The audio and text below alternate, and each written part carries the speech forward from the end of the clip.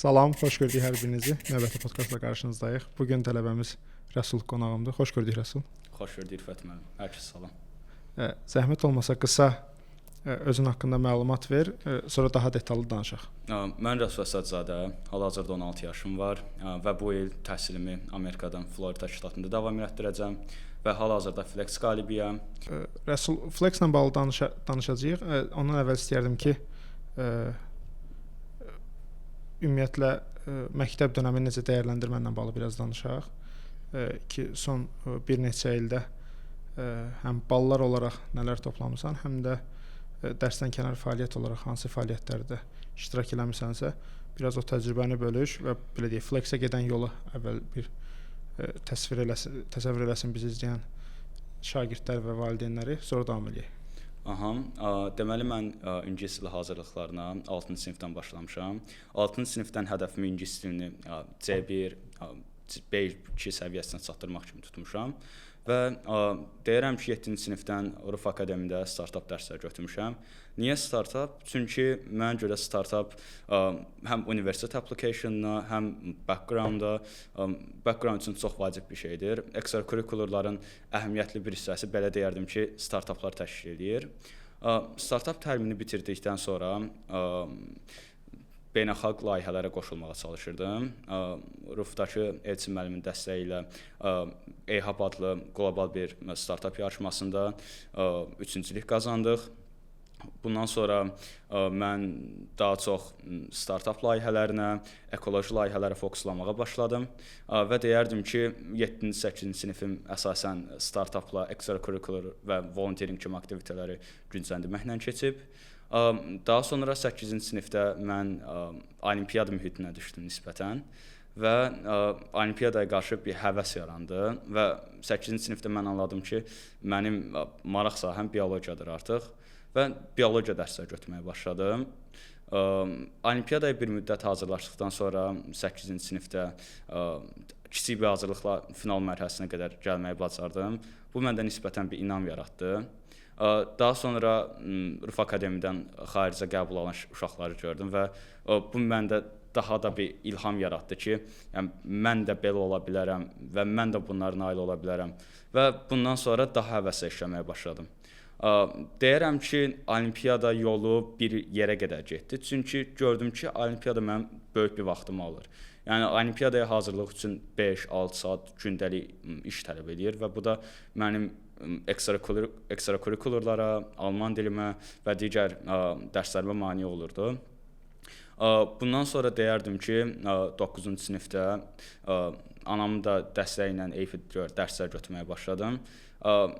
EYP dərsləri niyə? Mənim əsas hədəfim sırf qiymət yox da, belə deyim, bilik idi. Çünki bilirdim ki, mən universitetdə, Amerikada çətinlik yaşayacağam. Çünki çox tələbədən eşitmişdim ki, birinci kursda çətinlik yaşayırlar, kalkulus olsun, biologiya olsun. Çünki tamamilə yeni bir mühitdir və tələbələrin ora alışması müəyyən vaxt istəyir.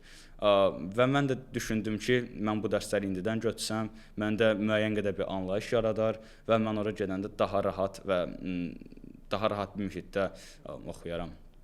Daha sonra isə alman dilinə başladım. Alman dili niyə? Çünki 9-cu sinifdə mən biraz qərarsız idim. Bilmirdim şari müraciət eləyəcəm. Ağlımda tam bir fikir formalaşmamışdı. Və mənim üçün ən rahat variant Almaniya kimi görünürdü. Həmçinin istəyirdim ki, əlimdə ikinci bir dil sertifikatı olsun. Alman dilinə başladım. 9-cu sinifin axırında A2 sertifikatımı aldım. B1 oldum. Daha sonra 9-cu sinifin sonlarında Education USA, Amerikanın Azərbaycandakı təhsil proqramlarını yürüdən bir şirkətlə tanış oldum. Education USA nədir? Education USA Azərbaycandakı gəncləri Amerika mühitinə hazırlaşdıran bir təhsil şirkəti deməyim də, səfirliyin bir nümayəndəsidir. Burada bəzi proqramlar olur ki, uşaqlara Amerika mühiti öyrədilir, Amerikada təhsil barəsində məlumatlar verilir, könüllülük proqramları olunur və mən də CCC adlanan Competitive College Club adlı bir sezonluq bir dərslərə qoşuldum. Və burada məndə artıq Amerikaya qarşı daha çox bir həvəs və istək yarandı. Açığı deyərdim ki, bunların mənim flex qəbulumda böyük bir rolu olub. Çünki essay yazanda və ya intervyuda mənim Amerika barəmdəki fikirlərimi, mənim istəyimi, mənim ilham qaynağım kimi çox böyük bir rol oynayıb. Daha sonra SAT hazırlıqlarına başladım. Çünki xarici təhsilin əsas bir yeri SAT çox böyük bir əhəmiyyət daşıyır IELTS-a yanaşı. SAT dərslərinə Rufda başladım, həm verbal, həm məsə. İlk imtahanım o qədər də uğurlu olmadı açığı. 1370 ilə başladım. İkinci imtahanda isə 10 bal qaldırdım. Üçüncü imtahana biraz daha ciddi yanaşdım. Çünki mənə görə planımda 3 imtahan vermək vardı. Daha çoxunu istəmirdim. Həm də University Application Deadline yaxınlaşırdı. Üçüncü imtahanda isə nisbətən istədiyim balı 1460-a yığmağa nail oldum. Daha sonra isə SAT bitirdikdən sonra IELTS-a başladım. IELTS nisbətən daha rahat oldu. Çünki mən Rufda çox yaxşı bir IELTS background yığmışdım. Digər tələbələrə də tövsiyə eləyərdim ki, IELTS-a başlamazdan əvvəl müəyyən bir ingilis dil səviyyəsi yığsınlar. Çünki IELTS SAT-dən daha çox anlama və anladığını tətbiq etmə yönümlüdür. Məsələn, writing və speaking hissəsində sən taktika işlətməyəcəksən, sən özünü ifadə etmə bacarığını işlədəcəksən. Və burada da ingilis dil backgroundu çox vacib bir rol oynayır. 3 ay hazırlıq müddətindən sonra uğurlu bir nəticə əldə elədim.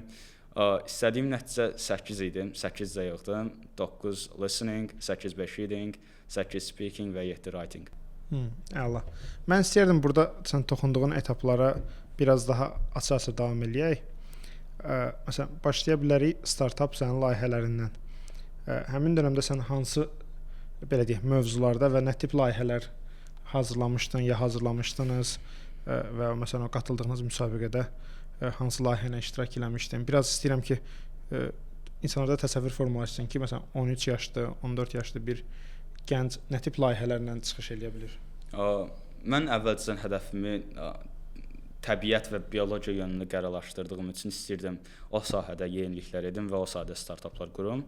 Və ilk layihəm EHAB yarışmasında oldu. Komanda yoldaşlarımla bir yerdə insanları recyclingə, yenidən işlətməyə və tullantılardan daha sərfəli istifadə etmək üçün bir platforma yaratdıq.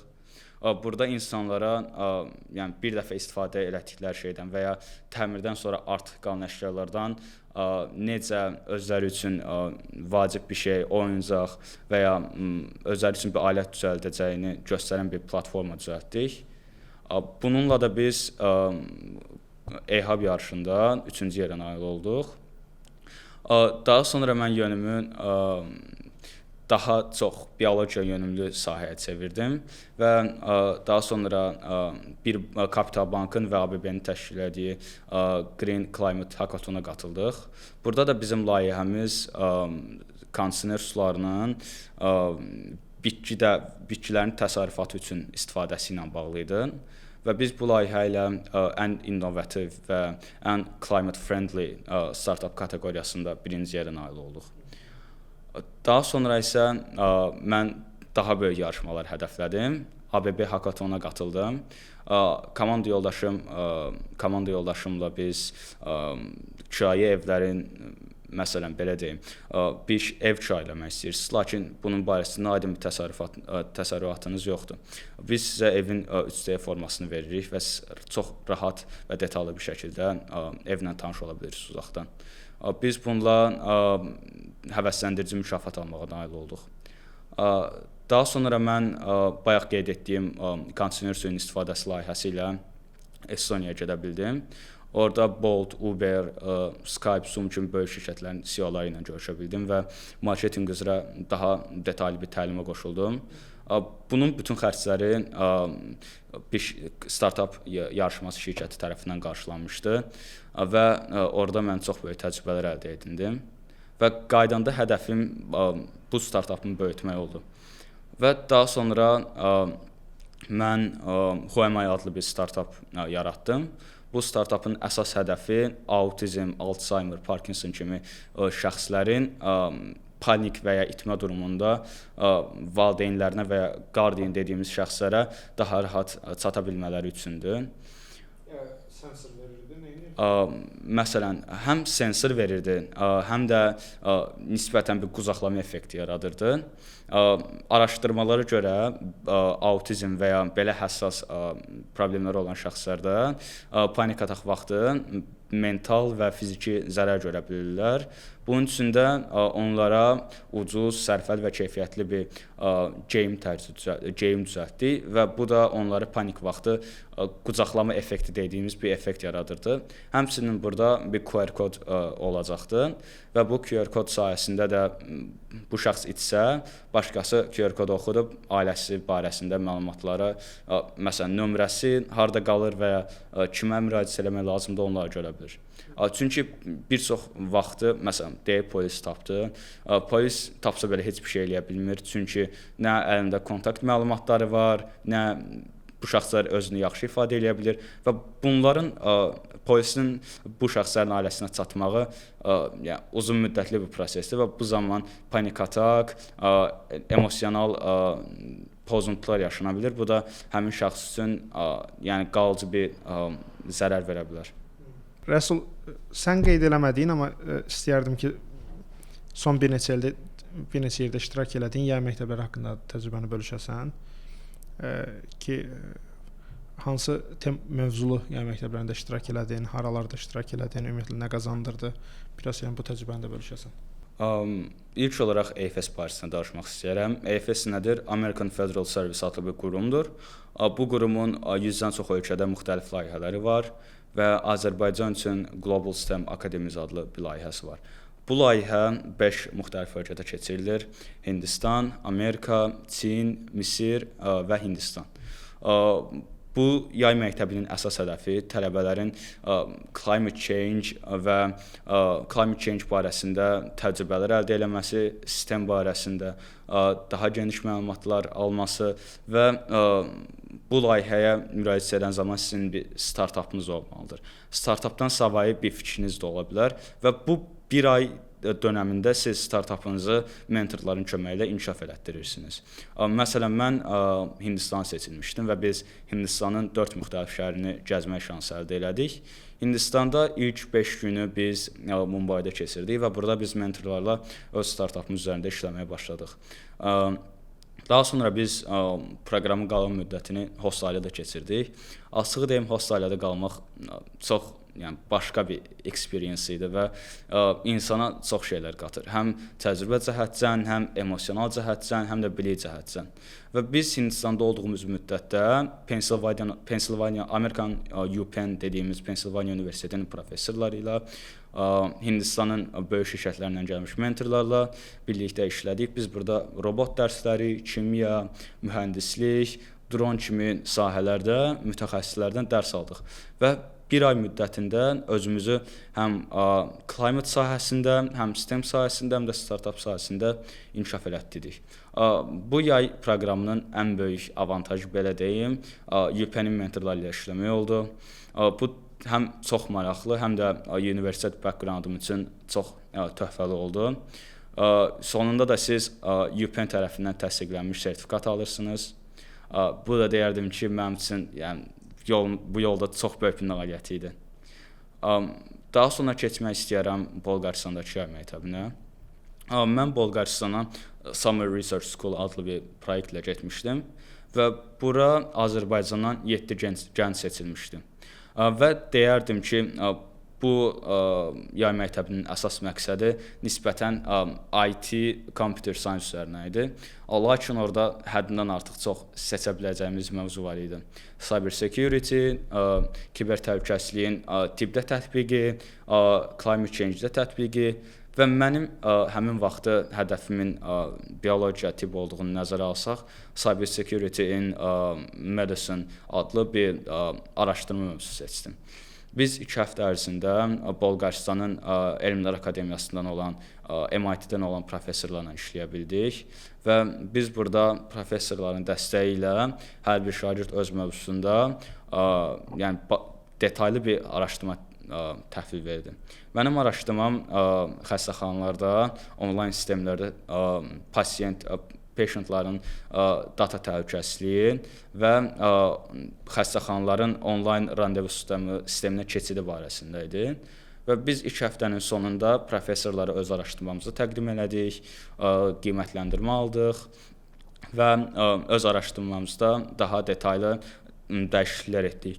Və bu sonda Bolqarıstan Elmlər Akademiyasında çap olundu. Əla.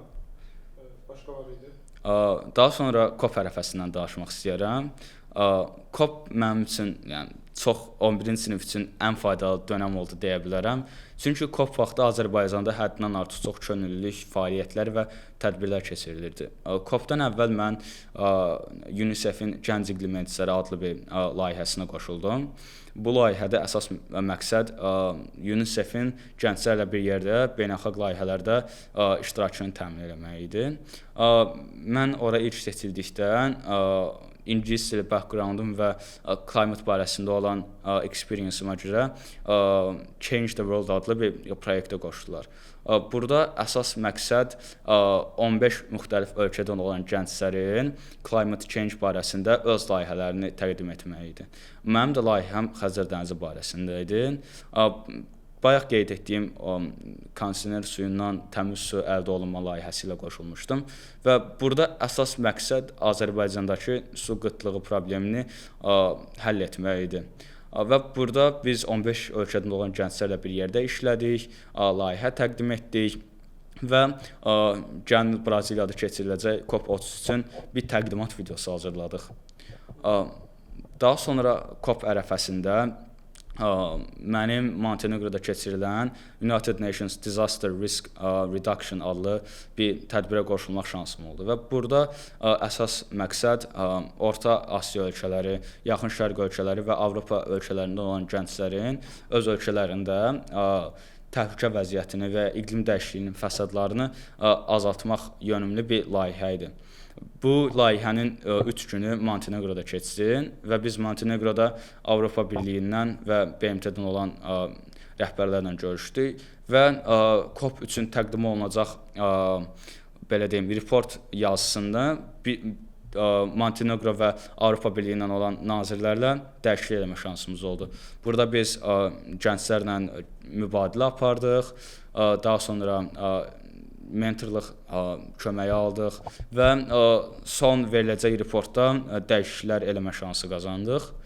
Və belə deyərdim ki, COP ərəfəsində də mən UNFCC-in, BMT-nin iqlim dəyişikliklərlə bağlı olan komandası ilə və UNICEF-lə işləməyə davam elədim və mənim o zaman belə bir qanun var idi ki, COP vaxtı gedən görüşlərdə 18 yaşdan aşağı bir moderator qoşula bilməz.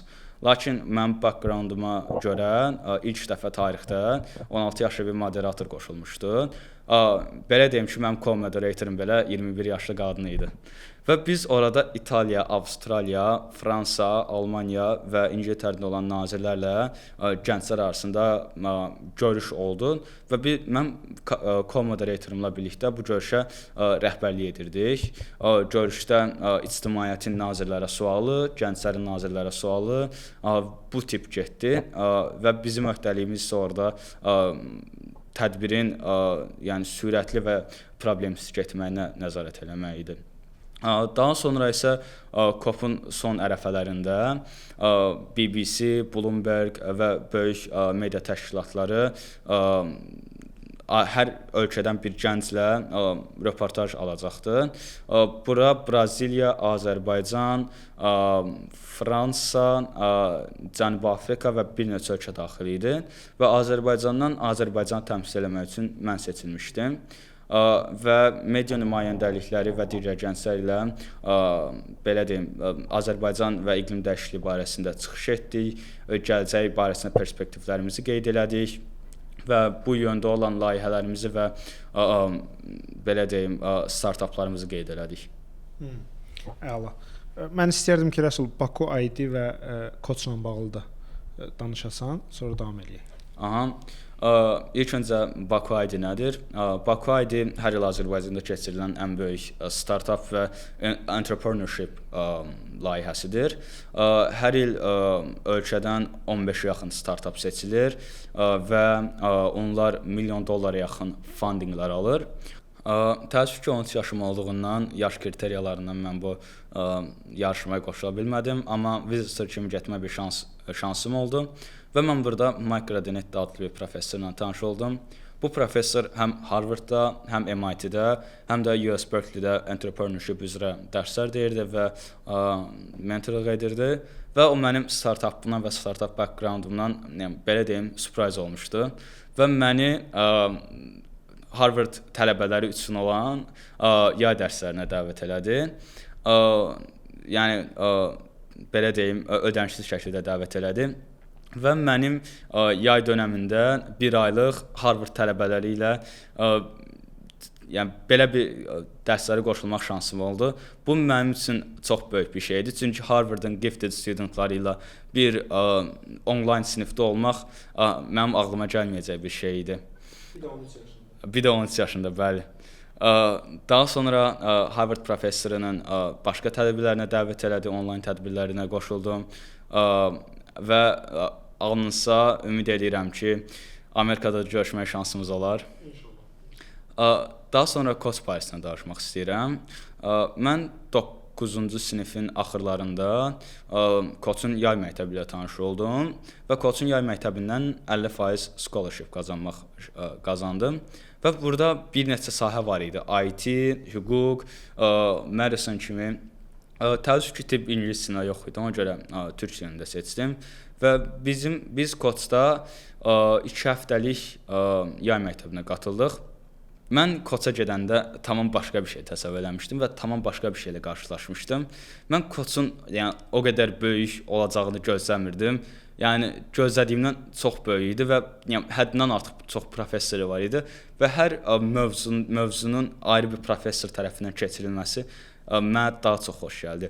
Beyin cərrahları tərəfindən, kardiologiyanın kardioloqlar tərəfindən, sümüklərin ayrı bir professor tərəfindən keçirilməyi mənə daha çox xaricdə təhsilə ilham yaratdı deyərəm. Və biz orada 2 həftəlik həm workshoplara qatıldıq, həm də professorlardan dərs aldıq. Orada əsas mövzu beyin idi deyərəm. Qan beyin bariyeri, daha sonra beynin işləmə şəkli və bu məndə neuroscience-a xüsusi bir maraq yarandı. Çünki mənə görə mən həmin an beynin necə mükəmməl olduğunu anladım. Daha sonra biz 2 həftənin axırında sertifikatlarla təqdim olunduq. 3 tip sertifikat var idi. Sadə, high performance və honors degree. Honors degree yüksək performans göstərmiş tələbələrə verilirdi və mən də bu sertifikatı qazanmaq şansı yarandı. Mən daha sonra professorlarla danışmağa başladım, belə deyim, məsləhətləşməyə başladım və həmin andan sonra yəni mən son hədəfimi seçdim və hədəfimi neuroscience olaraq qoydum.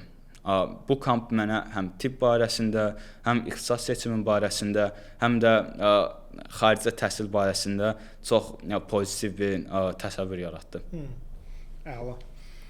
Mən burada istəyərdim ki, sən biraz Competitive College Club haqqında biraz daha detallara enək ki, ümumiyyətlə seçim prosesi necə idi, hansı etaplardan keçdin, nə tip görüşlər, nə tip sessiyalar olurdu, ümumiyyətlə o 1 ildə nələr öyrədildi, necə faydası var ki, növbəti illərdə əgər qeydiyyat aparılsa, daha kiçik yaşlı şagirdlər müraciət edə bilsinlər, fikirləri formalaşsın.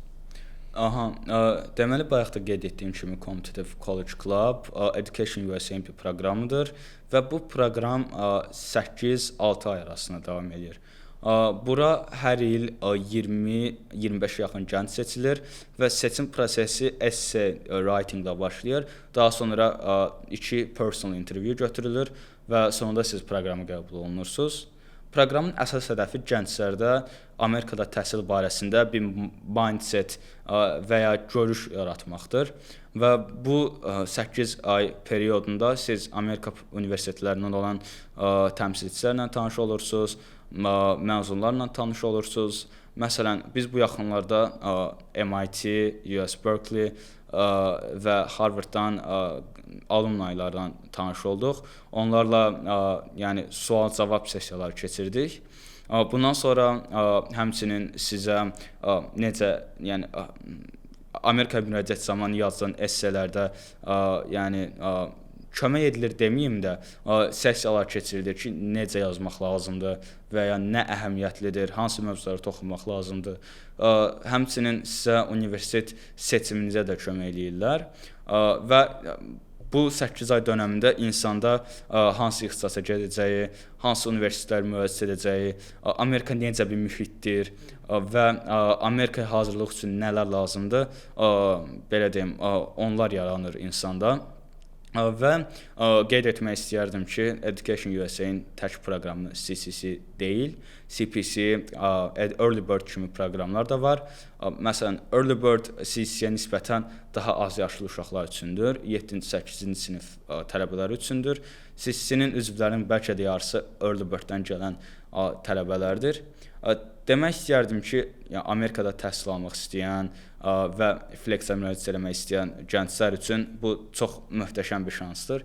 Çünki siz gələcəkdə nəinki universitet, həmçinin Flex üçün müraciət etsəz belə, esse yazanda sizin dünya görüşünüz, sizin mindsetiniz çox böyük rol oynayır və belə deyərdim ki, sizin mindsetiniz necə formalaşıbsa, sizin qəbul şansınız o qədər də artır. Və məsələn, hal-hazırda Flex-i seçən gənclərin üçü bu proqramlardan gəlir. Əla.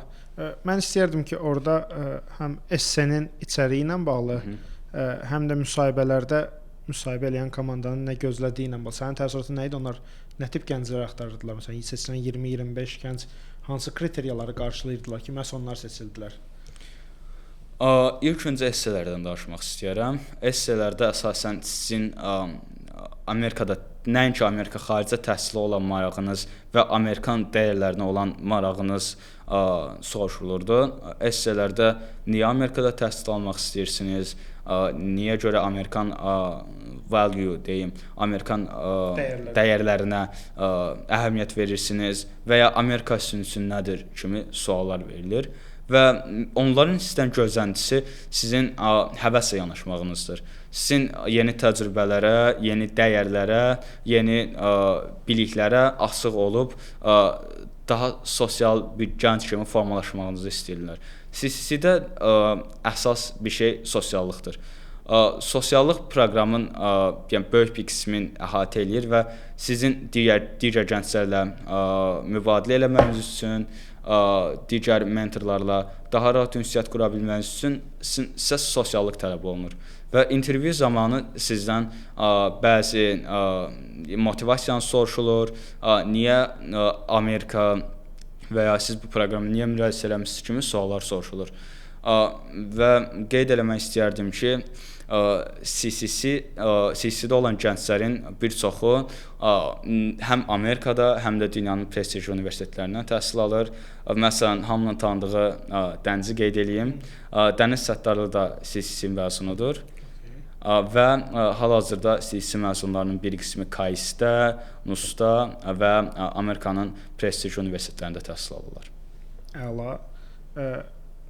Mən istəyərdim ki, bu gedişatda sən biraz da o mənim də müəyyən qədər bildiyim tibb, biologiya, neuroscience, o müxtəlif elmlərin içində iqlim dəyişikliyi, bu ixtisasların içində olan dəyişikliklərdən və necə o prosesin baş verməsindən, hansı nöqtəyə çatdığından da biraz danışasan. Çünki bəzən ailələr 15-16 yaşlı gəncdən istəyirlər ki, tez qərar versin ki, hansı sahədə davam eləyəcək. Bu sənin halında necə olub?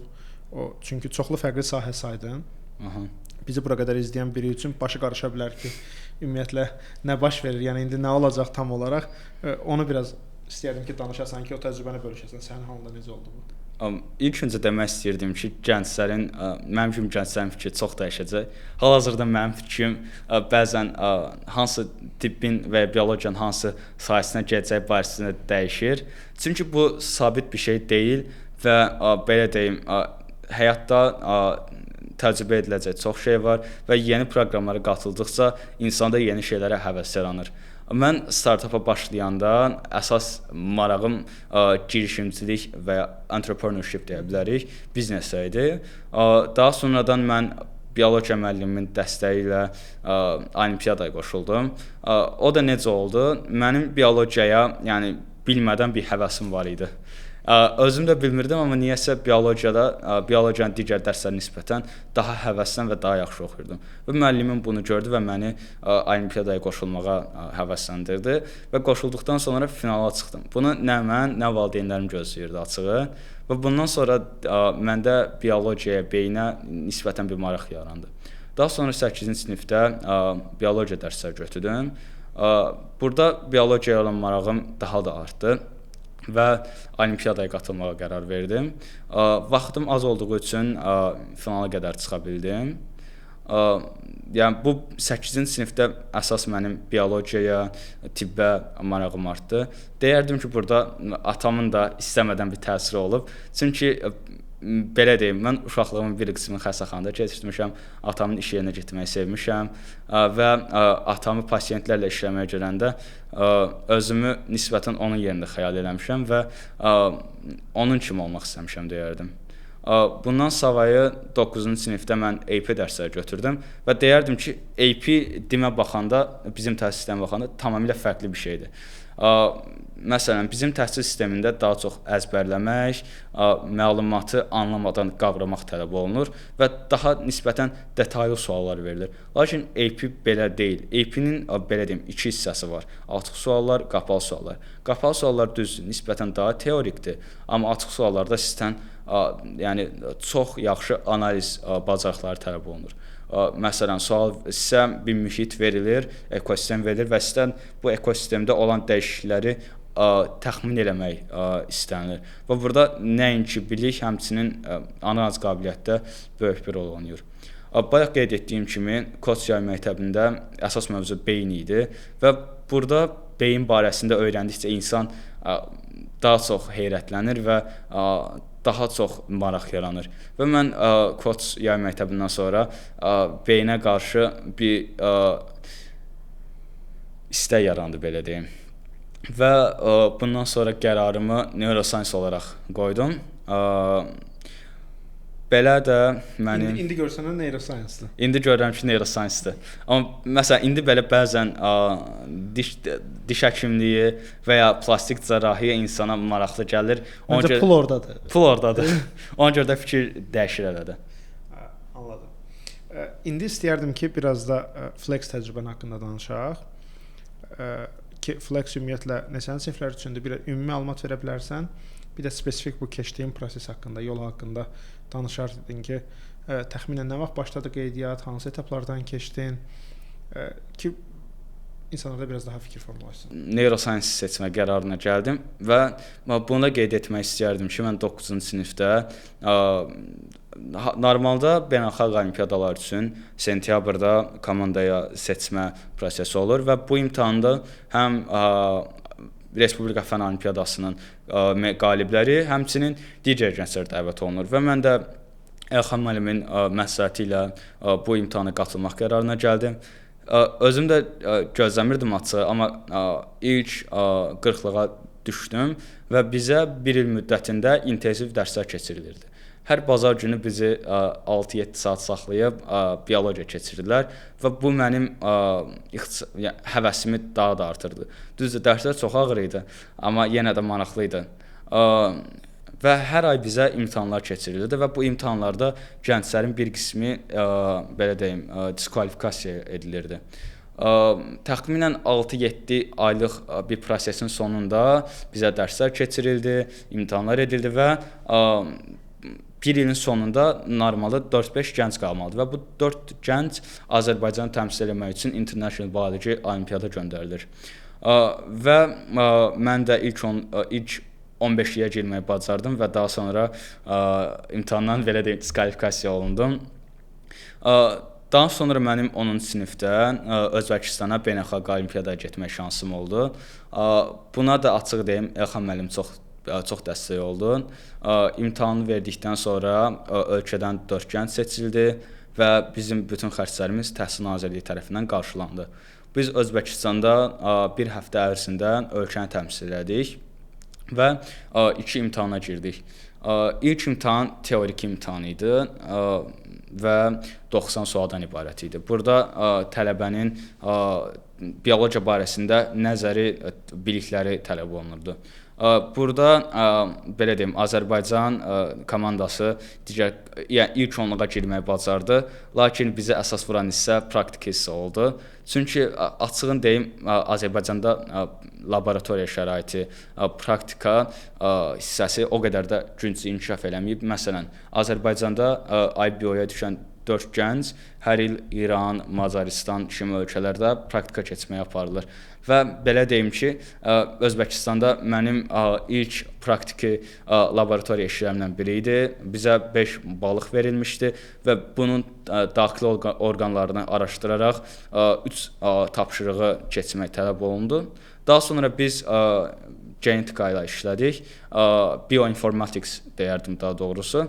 Burada biz kompüter sistemlərini işlədərək bir heyvanın, yəni belə deyim, DNT-sindən heyvanın cinsinə, növünə gəlməyə çalışırdıq. Burada da biraz bu proses çətin oldu, çünki mən ilk dəfədir ki, bioinformatik sahəsi ilə tanış olurdum və digər gənclərə baxıb, yəni mən deyirdim ki, mən nə etməliyəm? İlk yarım saat nə edəcəyimi anlamağa çalışaraq keçirdim. Belə deyim, burada çox təcrübələr qazandım, həm praktiki işləməklə, həm də bioinformatics, anatomiya barəsində biliklər qazandım. Daha sonra Azərbaycan Biofizika İnstitutu ilə olan araşdırmamı qeyd etmək istəyərdim. Mən 10-cu sinifdə Biofizika İnstitutundan bir professorla tanış oldum və bu professor məni Biofizika İnstitutunda araşdırmaya dəvət elədi. Orada müxtəlif universitetlərdən olan, Azərbaycan müxtəlif universitetlərindən olan PhD və magistr tələbələri ilə ağciyər xərçənginin genləri ilə bağlı bir araşdırma apardıq.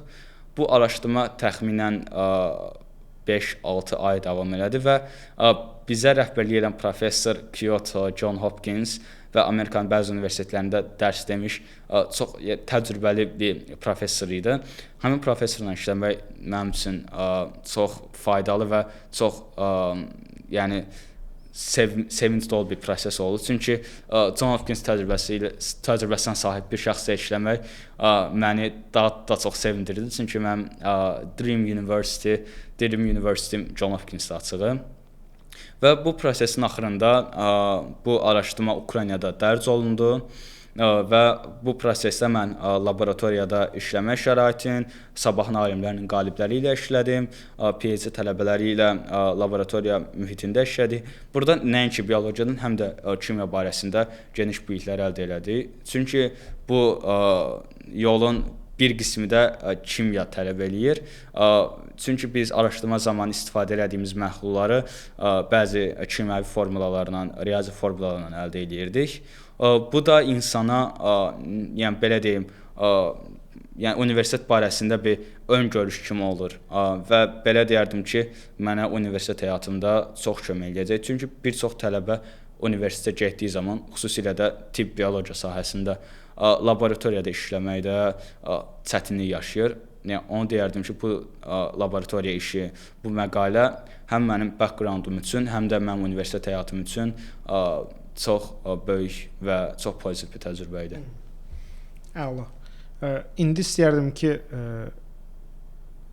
Rəsul, Flex təcrübən haqqında danışasan ki, Flexin ümumiyyətlə müraciət prosesi, Flexin mahiyyəti, hansı etaplardan keçdin və sonra artıq davam edək.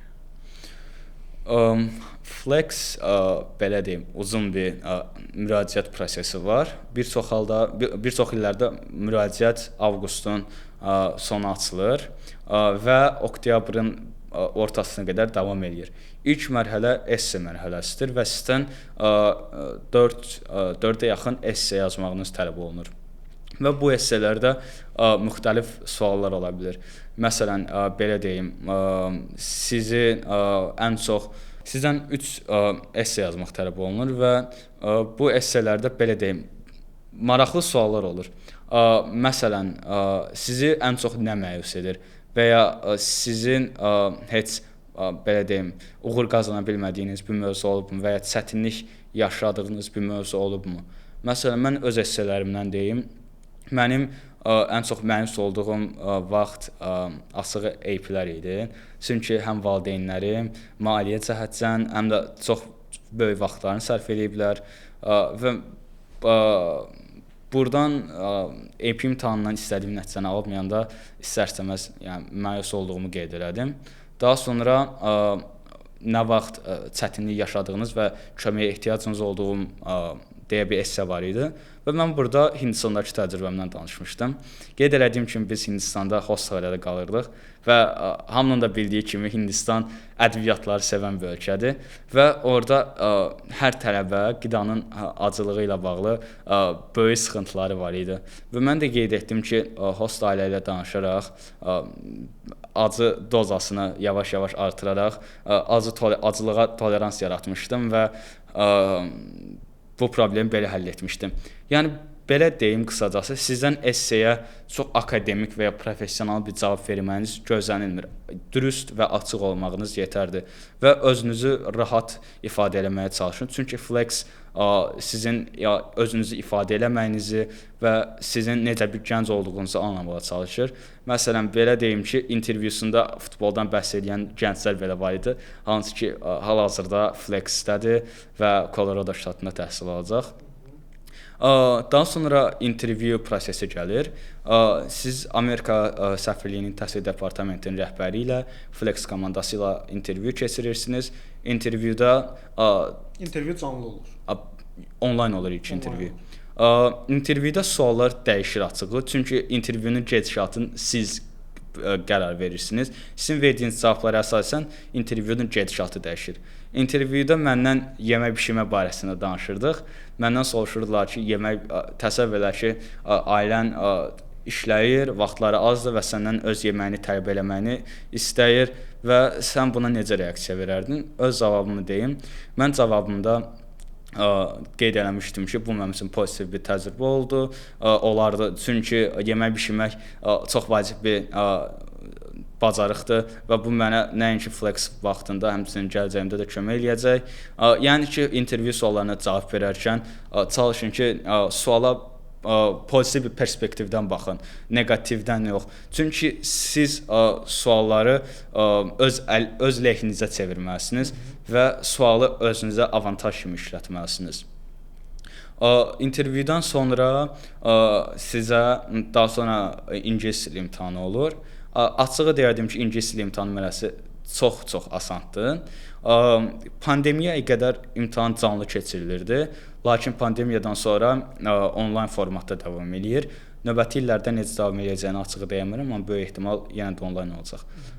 İmtahan qısadır və belə deyim ki, çox sadə bir imtahandır, dim səviyyəsində bir imtahandır. Yəni B1, B2 səviyyəsində olan bir gənc bu imtahanı rahatlıqla verə bilər. İmtahandan sonra bir dənə də esse mərhələsi var və burada sizdən 45 dəqiqə ərzində maksimum 300 söz olan 3 suala cavab verməniz tələb olunur. Deyərdim ki, gənclərin bir çoxu bu mərhələdə kəsilir. Çünki 45 dəqiqə 3 dənə 300 sözlük esse yazmaq üçün çox qısa bir müddətdir. Və suallar biraz düşündürücü olur. Və mənim semifinala keçmiş bir çox dostum bu mərhələdə kəsilmişdi. Çünki 2 esseyə yaxşı cavab yazıb 3-cüyə yazılmamışdı. Bir çox gəncin elədiyi 3 essedə də 250-dən çox söz yazmaq idi. Deyərdim ki, burada yəni şərt deyil ki, yəni 200-dən çox söz yazasınız. Əsas özünüzü necə ifadə elədiyinizdir. Mən bir esseyə 180 söz, digərlərdən 220-yə yaxın söz yazmışdım. Lakin bəzi gənclər tanıyıram ki, çox yazdıqları üçün vaxtdan problem yaşayıblar. Bir sual çatdırmamışlar. Bir sual çatdırmamışlar, bəli. Bu da onların növbəti mərhələyə keçməməyi ilə nəticələnmişdi. Orada suallar yadında qalan qədərilə? İlk sual o idi ki, sizi ən çox hansı Amerikan dəyərləri maraqlandırır? İkinci sual o idi ki, bu da məyusluqla bağlı idi. sizi ən çox nə məyus edir və siz bu problemin öhdəsindən necə gəlmisiniz? Mən burada da alman dili təcrübəmdən danışmışdım. Yəni qeyd eləmək istəyirəm ki, çalışın ki, hər esseyə bir həyat təcrübəsindən verin ki, onlara da siz maraqlı gələsiniz. Mən orada alman dili imtahanından danışmışdım. Mən keçən ilin avqust ayı B2 4C imtahanına girmişdim və deyərdim ki, vaxtım az idi. Həmçinin mən qorxurdum. Çünki vaxt az idi. Alman dildə qrammatik cəhətdən çox qarışıq bir dildir. Yəni çox böyük gözləntim yox idi və razılaşmışdım ki, yəni mən kəsiləcəm də. Lakin valideynlərimin motivasiyası ilə, müəllimin motivasiyası ilə başa düşdüm ki, 2 həftə böyük bir şeydir və imtahana hazırlaşaraq listening, reading, speakingdən keçməyi bacardım. Writingdən kəsildim, amma digər üçünə nail ola bildim və essedə də bundan bəhs eləmişdim. Üçüncü esse açığı yadımda deyil, amma ki, sizdən həyat təcrübələrinizi və ya hər hansısa bir problemə necə yanaşacağınız soruşulur. Daha sonra isə bir daha intervyu mərhələsidir. Bu nisbətən qısa olur və suallar da qısa olur. Bu da onlayn yoxsa bu canlı? Bu onlayn, bu da onlayn. Və mənə yanvarda Flex-dən qəbul zəngi gəldi. Yanvarın axırı, fevralın əvvəlləri. Mən yanvarda Amerika universitetlərinə müraciət etmişdim. Çünki əsas hədəf Amerika idi. Mənim planımda o idi ki, əgər Amerikadan reject gəlsə, daha sonra Türkiyə, Almaniya və ya Avropaya hazırlaşardım. Çünki onların application deadline nisbətən maya və yay əvvəlinə yaxındır. Flex-dən qəbul gələndən sonra açıq deyim, Avropa fikrindən daşındım. Çünki məndə hədəf əsas istək sırf Amerika idi. Applicationları yola verdim nisbətən. Hong Kongdan intervyu almağıma baxmayaraq növbəti mərhələləri ignor elədim. Çünki Amerikadan qəbul gəldikdən sonra gözümdə sadəcə Amerika idi, başqa bir ölkə yox idi, belə deyim. Ona görə də son qərarım Flex olmuşdu.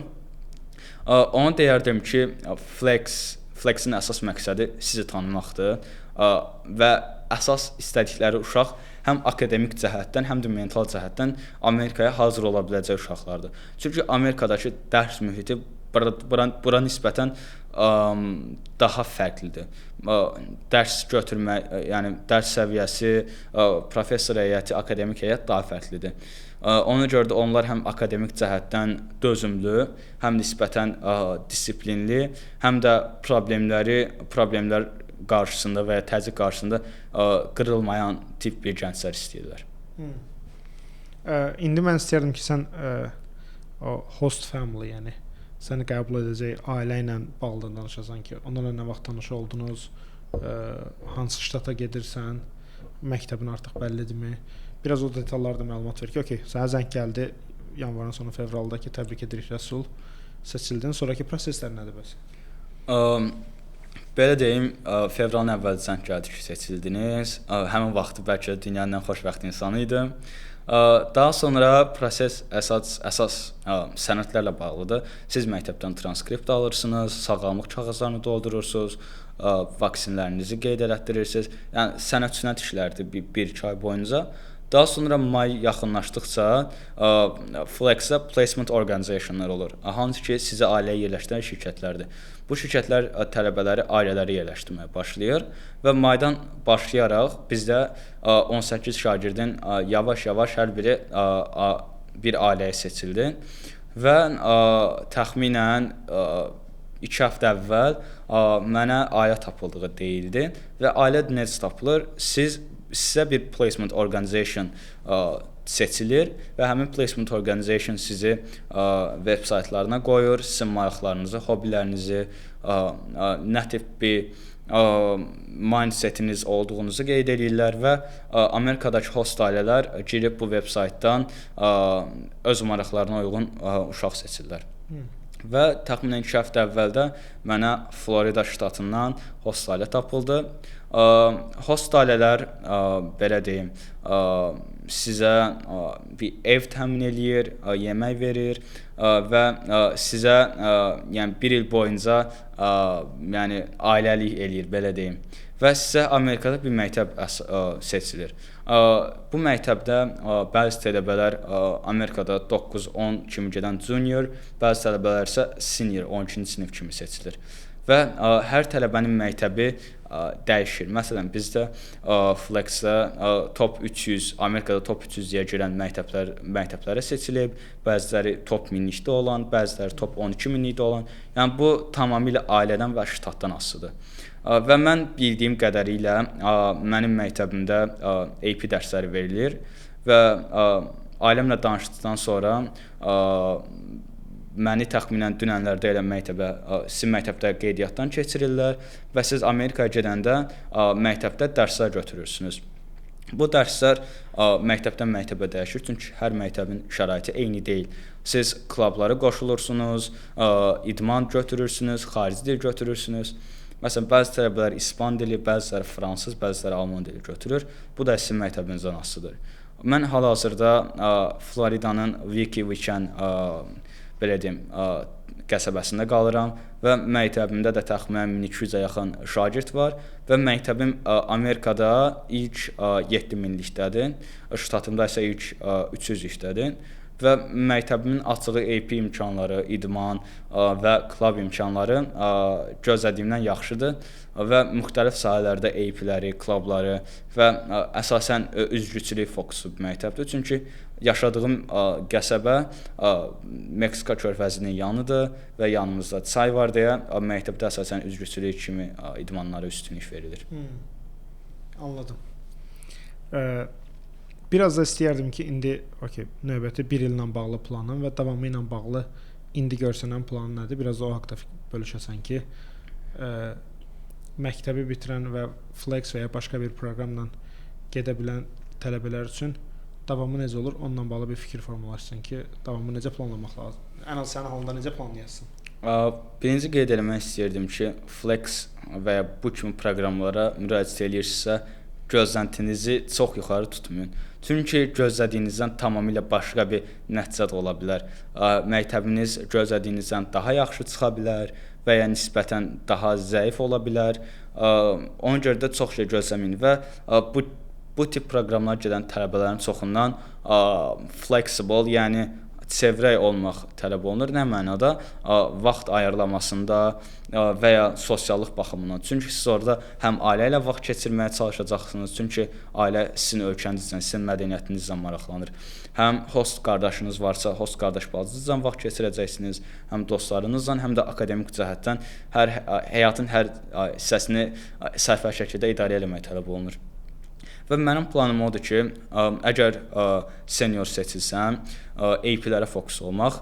Çox AP götürmək istəmirəm, çünki AP ağır bir proqramdır və çox vaxt tələb edir. Bu da mənim böyük ehtimal ki, sosial tərəfdən olan təcrübəmə mənfi təsir edəcək. Ona görə 1-2 AP götürmək istəyirəm, klublarla maraqlanacam, hansı klublar mənə maraqlı gəlirsə onları götürəcəm və məktəbin xarici dil seçiminə baxacam. Böyük ehtimal ki, bir çox məktəbdə İspan və ya Alman dil seçimləri olur. Alman olsa da gözəl, Alman dilimi inkişaf elətdirəcəm. İspan olsa bu da yaxşıdır, çünki yeni dildir, yeni təcrübədir. Və bir çox tələbə bu müddətdə akademik cəhətdən belə deyim, güclü qalmağa çalışır. Çünki Amerikada sizin son qiymətləriniz universitetə böyük təsir olur. Çünki universitet Amerikadakı məktəblə Azərbaycandakı məktəbi təbii ki, bir tutmur və Amerikada məktəb oxumuş tələbələrə üstünlük verir, belə deyim. Və sizin oradakı qiymətləriniz, yəni ilin sonunda çıxan qiymətləriniz sizin müraciətinizə çox böyük təsir olur. Və mənim hal-hazırdakı hədəfim qiymətlərimi, belə deyim, GPA-yi yuxarı tutmaqdır, 1-2 AP götürməkdir. Təbii ki, bunlar əgər senior olsam olacaq ssenariyadır. Junior olma ehtimalı da var. O necə olur? O ehtimal necə formalaşır? Bu məktəbdən asılıdır. Çünki hər ştatın, hər məktəbin fərqli kriteriyaları, fərqli qanunları olur. Məsələn, bəzi məktəblər Azərbaycanla Amerikanın təhsil sistemi tutuşmur deyə bizdə 11-ci sinif bitirib gedirik, onlarda 12-ci sinifdə olduğu üçün bəzi məktəblər buranın 11-ci sinifini tanımır və tələbədən təkrar 11-ci sinif oxumaqlarını tələb edir.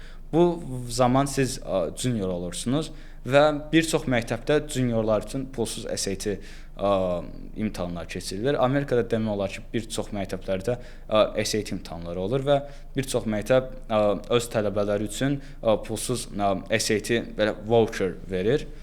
Məsələn, köhnə flexerlərin təcrübəsindən deyim, bir çoxu gedib orada SAT-lərini artırıblar, IELTS-larını artırıblar. Junior olma ehtimalında böyük ehtimal ki, SAT götürərəm və Amerikada honors class deyilən bir dərslər var. Orada belə deyim, sizi spesifik bir dərs çətinliyinə qoyurlar.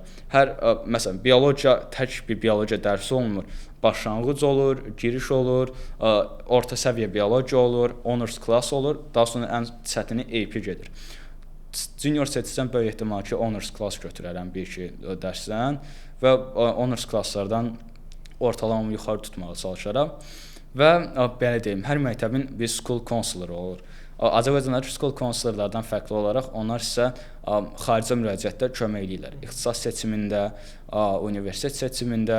Çünki belə deyim, Amerika çox böyük bir yerdir və universitetə müraciət etmək üçün çox böyük bir seçiminiz var.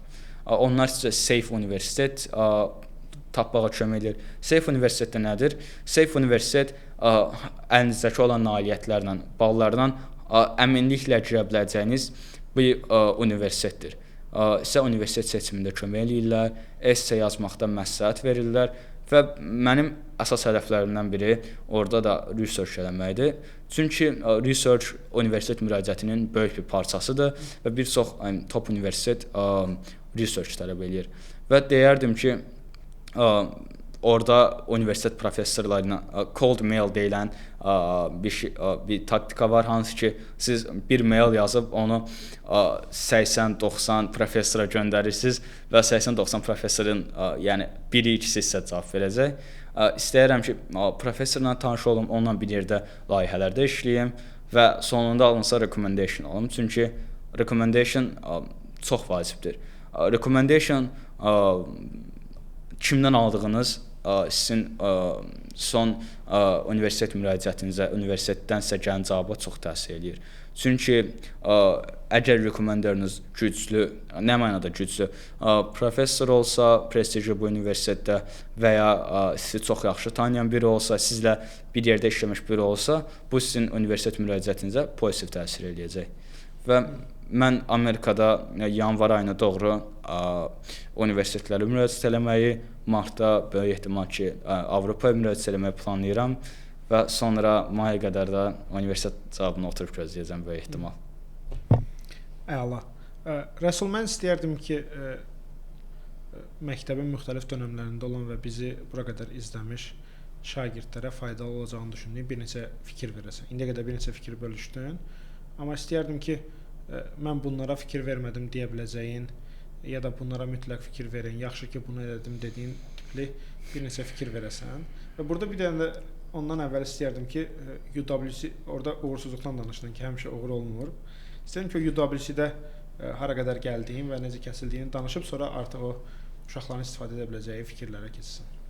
UWC-nin müraciəti nisbətən daha kompleksdir deyərəm, çünki daha çox mərhələ var və mərhələləri daha çox baş qarışdırıcıdır. İlkin mərhələdə siz flex kimi esse yazırsınız. Esselərdə oxşardır. Sizdən öz fikirlərinizi və ya spesifik bir sualda nə edəcəyinizi tələb eləyirlər və deyərdim ki, ilkin mərhələlər oxşardır. Daha sonra ikinci mərhələdə siz Flex-də olduğu kimi sənəd yığırsınız, məktəb qiymətləri, daha sonra sağlamlıq kağızı, bu kimi sənədlər yığılır və deyərdim ki, UWC-nin tələbləri Flex-ə görə nisbətən daha ağırdır. Nə mənada ağırdır? Yaş limiti var. Sizin sentyabrın 1-nə qədər 16 yaşınız olmalıdır və 18 yaş keçməməlisiniz. UWC-yə 9-dan 11-ci sinifə qədər olan şagirdlər qatıla bilər, amma 9-cu sinifdən qəbul olmaq şansınız nisbətən aşağıdır. Çünki 9-cu sinifdən qəbul olunan açığı tələbə tanımıram. Əsasən tələbələr 10-cu, 11-ci sinifdən qəbul alır. Və 240 baldan çox bal yığmaq tələbiniz var. Açığı mənim balım 238 idi, 240 keçmirdi, amma 238-dən belə götürdülər. Daha sonra esse mərhələsindən, sənəd mərhələlərindən sonra intervyu gəlir. İlk intervyu qrup intervyusudur. İntervyudan əvvəl imtahan verməlisiniz. İmtahan canlı olur. Mən müraciət etdiyim vaxtda 2 il əvvəl. İntervyuda da SAT tip bir intervyu. Hətta deyərdim ki, SAT-nin nisbətən sadələşdirilmiş formasıdır. Verbal və məsələn imtahan verirsiniz. Riyaziyyat hissəsi çox asandır. Bizim 8-ci, 7-ci sinif səviyyəsində riyaziyyatdır. Nisbətən ingilis dilisi çətin ola bilər. O da SAT götürmüş tələbə üçün məncə heç də çətin gəlmir və ya B2 səviyyəsi olan tələbə üçün çətin olmaz. Bu imtahandan sonra siz qrup intervyusuna girirsiniz. Qrup intervyusunda 11-13-ə yaxın gənc var. Qrup intervyusu nisbətən daha kompetitiv dediyimiz hissədir. Çünki sual nisbətən başqalaşdırıcıdır. Sual o idi ki, siz dövlət kursanız, nə tip dövlət kurarsınız? Heç bir kriteriya, heç bir tələb qoymurlar və ortalıqda nisbətən xaos olur deyərdim.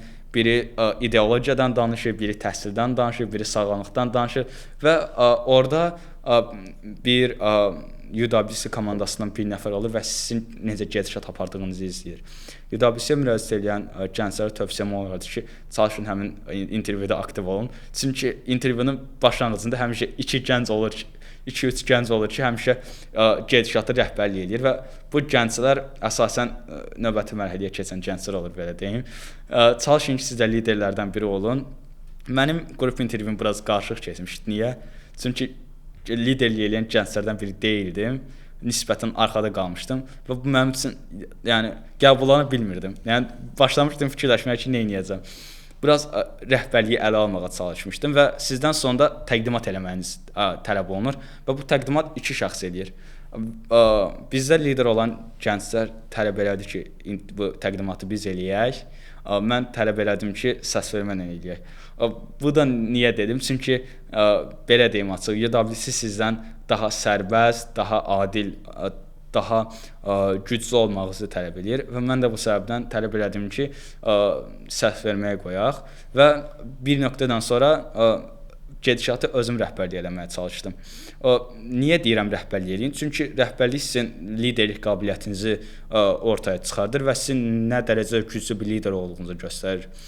Bu sayədə də son momentlərdə olan bir dəyişiklikdən sonra növbəti mərhələyə keçməyi bacardım.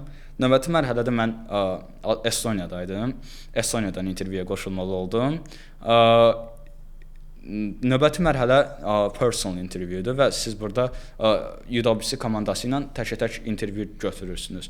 Burada suallar açıq yadımda deyil, amma Flex-də oxşardır. Sizin həyat təcrübəniz soruşulur, niyə müraciət eləmək istədiyiniz soruşulur və sonunda sizdən spesifik deməyim, hamıdan soruşulan bir sual soruşulur. O sual da nə idi? Bir heyvan yarada bilsəniz, nə yaradardınız?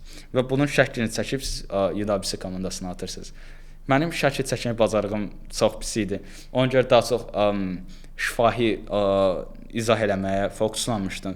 Mənim yaratdığım canlı nə tip bir şey idi? Fotosintez eləyə bilən, plastik yemək bacaran və üstü də quş örtüyü kimi olan bir canlı idi və çalışırdım ki, hər detayını onlara izahlı şəkildə başa salım. Çünki onlar sizin kreativliyinizlə, creativity, yaradıcılığınızla maraqlanır və mən onlara oturub fotosintez, E. coli və ya bakteriyaları başa salırdım. Yəni bu da onlarda sizə qarşı olan bir həvəs yaradır. Personal interviewda siz onlara sizin yaradıcı bir gənc olduğunuzu göstərmək üçündür və siz onlara göstərməlisiniz ki, mən hazıram, mən yaradıcı bir şəxsəm və mən bura seçilməyə layiqəm. Daha sonra isə üstündən bir ay keçdi, mənə qəbul xəbəri gəldi, finalist olduq.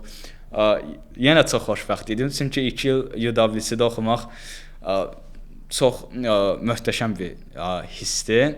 Amma 15 dəqiqə sonra bir dənə də mail gəldi və bu maildə mənim yaş kriteriyasına görə seçə bilməyəcəyim qeyd olunmuşdu. Çünki mənim ad günüm oktyabrın sonlarına doğrudur və tələblərdən biri sentyabrın 1-i 16 yaş olmalı olduğu üçün mən reject olundum və mənə gələn il hal-hazırdakı ildə müraciət eləmək eləyin dedilər və mənə dedilər ki, siz güclü bir applikantsınız və bu il müraciət eləsəz, yəni seçilmə şansınız çoxdur. Lakin bu il mənim planlarım fərqli oldu. Çünki mən hədəfdə tibb var. Bilmirəm gədişat nətər olacaq, amma açığı tibb istəyirəm və tibb və biologiya uzun bir yoldur və mən istəmirəm ki, bu yola 2 illik əlavə bir period əlavə edeyim. Ona görə Flex-lə getmək qərarı aldım və sonunda da Flex seçdim. Əla. İndi istəyərdim ki, daha kiçik yaşda Rəsulun maraqlarına uyğun maraqlı olan və ya həvəsi olan şagirdlər üçün və ailələr üçün bir neçə diqqət eləməli olduqları fikirləri bölüşəsən. Deyərdim ki, aşağı yaşdan uşağı formalaşdıran valideyn olur. Çünki uşaqda xaricə təhsil barəsində aydın bir fikir olmur və bu dönəmdə valideyndən çox şey asılıdır. Deyərdim ki, uşağa bu yaşlarda valideyn yön verir və valideynlərə məsləhətim və tövsiyəm o olardı ki, uşağı bu yaşda sıxmağa çalışmasınlar və daha çox startup, sosial aktivitetlər, könüllülük kimi proqramlara qoysunlar. Çünki bu dövrdə uşağın liderlik bacarığı və ya yaradıcılıq bacarıqlarının formalaşdığı zamandır. Məsələn, mən deyərdim ki, mən 7-ci sinifdə yox, 9-cu sinifdə startupa getsəydim, bu nailiyyətlərin yarısını əldə edə bilməzdim. Və 7-dən 8-ci sinifə qədər, hətta 8-in axırına qədər uşaq bu fəaliyyətlərlə məşğul olsa, extracurricularlarına çox böyük töhfə verir. Çünki bir müddət sonra uşaq imtahanlara fokus olur və sosial backgroundunu, volunteeringlərini inkişaf etdirməyə yəni çox da vaxtı qalmır açığı. Və 7-ci, 9-cu sinif extracurricular yığmaq üçün mükəmməl bir perioddur. Həmçinin valideynlərin məsləhətim olardı ki, uşağı gənc yaşdan ingilis dili dərslərinə qoysunlar. Çünki hal-hazırdakı dövr ingilis dili biliyi tələb edir və mənim qatıldığım yarışmaların 90%-i ingilis dili biliyi tələb edən yarışmalardır. BMT ilə işlədiyim, internshiplər, UNICEF-lə işlədiyim, startup yarışmaları, beynəlxalq araşdırmalar, yay məktəblər hamısının ilk tələbi ingilis dili biliyidir. Həmçinin ingilis dili biliyi 10-cu, 11-ci sinifdə uşağın SAT, IELTS hazırlığına çox böyük kömək olacaq. Çünki bir çox tələbə gec başlayır və SAT, IELTS vaxtı bəzi ingilis dili ilə sıxıntılar yaşayır. Daha sonraki tövsiyəm uşağa ixtisas seçimidə qarışmamalarıdır. Çünki fikir çox dəyişir. Yeni şeylər görsə insanda yeni şeylər həvəs yaranır. Və belə deyərdim, 9-cu sinifə qədər həddindən artıq çox fikir dəyişikliyi olur. Uşaq yeni şeylərlə tanış olur, yeni təcrübələr qazanır, dünya görüş artır və nəyə qərar verəcəyi nisbətən formalaşır. Və deyərdim ki, 8-ci sinifin axırı 9-un əvvəllərindən nisbətən bir fikir olmağı yaxşı olardı. Çünki 9-un əvvəllərindən 11-ə qədər uşaq həmin sahəyə spesifik achievementlar, nailiyyətlər əldə etməlidir. Çünki məsələn tibbə müraciət edən bir gəncin tibb barəsində təcrübəsi olmalıdır və ya IT-yə müraciət edən bir gəncin IT barəsində kodlama hakatonları, beynəlxalq belə deyim, startup yarışmaları, kodlama yarışmalarına qatılmalıdır. Və deyərdim ki, 9-un əvvəli, 9-un ortaları uşaqda bir fikir yaranmağı çox yaxşı bir haldır. Yaranmasa da, yəni ona qədər yaranacaq böyük ehtimal. Məsələn, mən bacımdan nümunə verərdim. Bacım mən nisbətən əzbərləmə cəhətdən, disiplin cəhətdən məndən üstündür, açığı deyərdim. Amma lakin onda fikir nisbətən gec yaranıb, 9-un axırı. Hətta hal-hazırda psixologiya ilə turizm arasında gedib gəlir. 10-cu sinif olmağına baxmayaraq. O da böyük ehtimal təhsilini İsraildə davam etdirəcək. Yəni demək istədiyim odur ki, uşağın fikri çox dəyişər, uşaq yeni şeylər görəcək.